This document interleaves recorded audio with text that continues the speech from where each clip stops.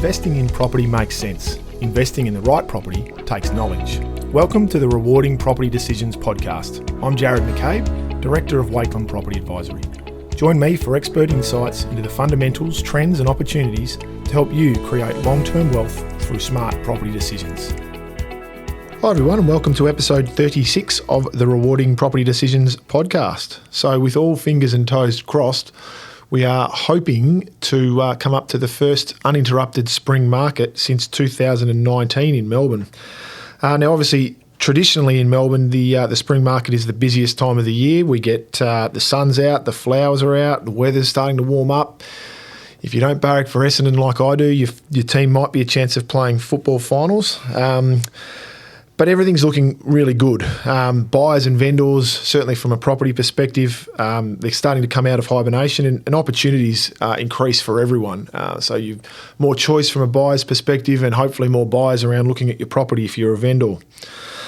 Now, after 2 years of fairly strong performance within the market, which has certainly slowed down late last year and into this year, and it's becoming far more balanced and even reducing in certain sectors in terms of values.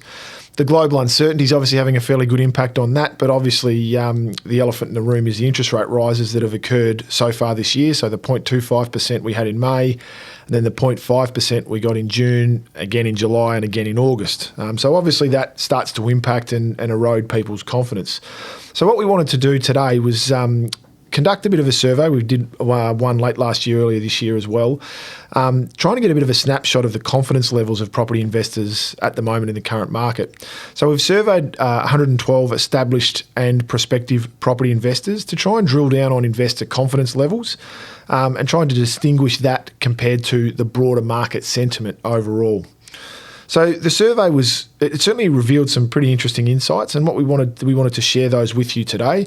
Now we've produced a report around this, which if you haven't had emailed to you as being on our database, you can certainly get access to that by jumping on our website, and you'll be able to download a copy from there.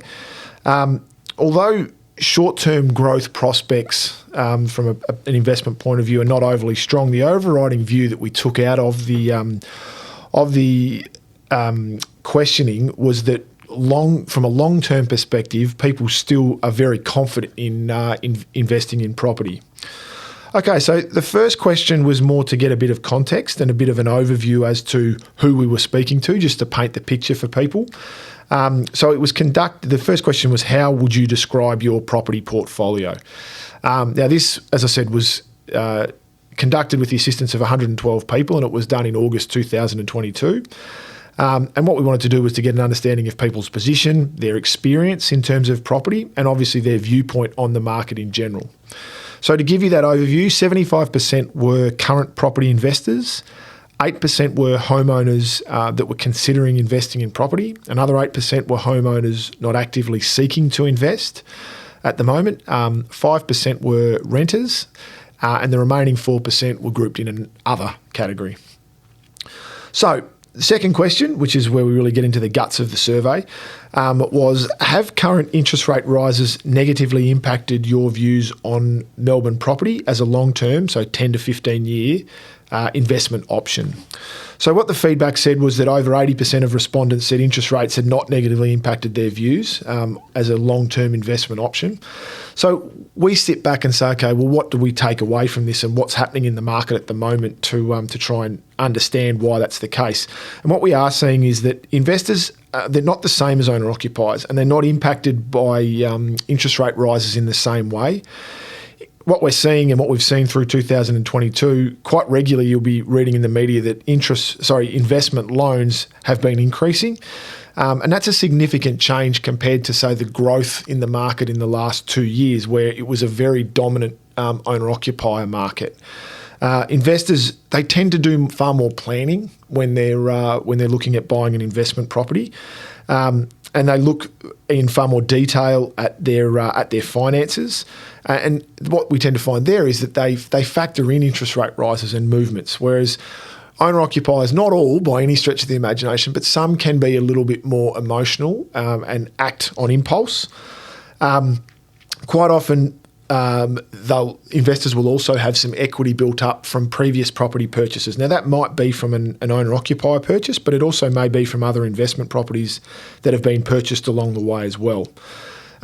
They also clearly benefit from the income that's generated from a rental property. So it's not just your own personal income that's having to be put towards a mortgage. There's rental income streams that come from that as well. And when we are currently seeing a strengthening rental market, and that further increases confidence, particularly when we're coming off the back of the last 2 years where the rental market has been very uncertain. There's been rent reductions being offered as part of the omnibus that was put in place. So all of that really impacted on confidence levels from an investor's perspective. But it's certainly flipped now. We haven't even mentioned yet the tax benefits that investors receive around negative gearing. So they are really starting to see some good opportunities to be had at the moment. And when they see that the market is softening, that's another directive from their perspective to perhaps consider getting back into the market. So let's have a look at question 3 now. That one asked, do you feel Melbourne's property market presents better value for buyers now than at the same time last year? Now, 54% of the respondents believe Melbourne's property market presents better value than this time last year. A further 25% think it remains unchanged at this stage. So what have we gleaned from that? Well, investors do typically look for value. They are far more economically focused than emotionally, and that's one of the key differences between an investor and an owner-occupier purchase. Obviously, as we said before, the rental market is far more favourable now, and that's a key driver for investors because smart investors are obviously looking for capital growth, but rental income is still extremely important to be able to maintain the mortgage and maintain the ownership over a long period of time. So rental income really gives, and a strengthening rental market really gives confidence to the investor. The other thing that obviously at the moment, last year they were seeing high levels of competition for property purchases, and as they are economically focused, that real need and that FOMO that owner-occupiers sometimes suffer from is not an investor characteristic, or it shouldn't be. So the fact that reduction in competition is around at the moment means that investors are far more willing and able to get into the market and compete for properties up to a point. The softening values and the strengthening rental incomes really drive investor confidence, and we're certainly seeing that at the moment. And it means that having that increased rental income allows them to manage the potential interest rate rises that have been occurring, and because of the strengthening rental market, they're more than happy to consider that as a trade-off. Then our final question for the survey was question 4, which asks, would you consider making a property investment purchase in the next?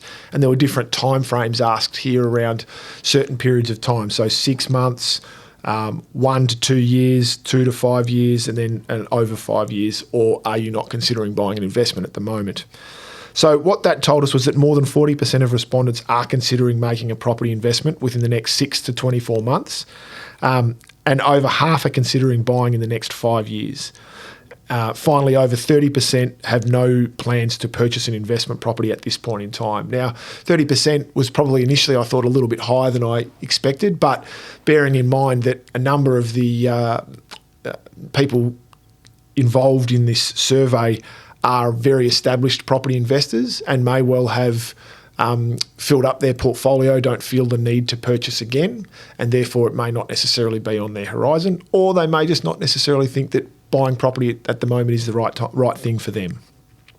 So other insights that we gleaned from this was that the majority of investors tend to do a fair bit of planning before they purchase. It's not generally a short-term exercise. It's planning out with other expenses that may come into play and also other ways to create wealth and fitting the property investment in when it best suits them.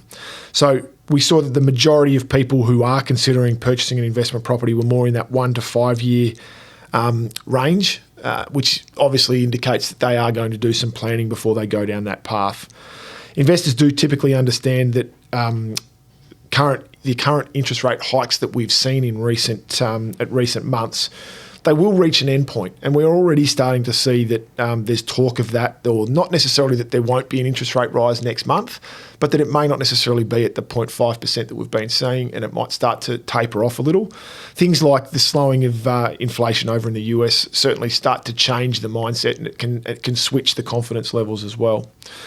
As we said, it's not a short-term strategy buying property. We've always said that it's very much about a long-term vision. And when you have that long-term vision, you tend to see out the ups and downs in cycles. Now, investors do want to get in, preferably when the market's on the lower side, but it is more about that long-term strategy so that you do see out those ups and downs. So confidence is certainly building because of the environment that we're in at the moment around capital values being attractive and rental incomes being quite strong and on the improve further. So what that does is build confidence levels in investors, and we're certainly starting to see that at the moment. So in summary, I hope you've found these insights into the psyche of an investor quite interesting and valuable. I think one of the key takeaways that I've made from this is that the old Warren Buffett saying of it's wise for investors to be fearful when others are greedy and greedy when others are fearful. I think there's a bit of that around at the moment, that things are starting to the interest rate rises have put a few people off, but the smart investors are really starting to come back and take that up. It's not always an easy strategy to go with, because the confidence levels, if they're not there, are hard to just automatically turn on, but I think there's merit to it at the moment. So that's about it for me today for episode 36 of the Rewarding Property Decisions podcast. As always, please feel free to share the podcast with friends, family and colleagues, and anyone else that may have an interest in property. And if you would like any further information, potentially downloading a copy of the report, please visit our website, wakeland.com.au, and we wish you all the best with your property decisions.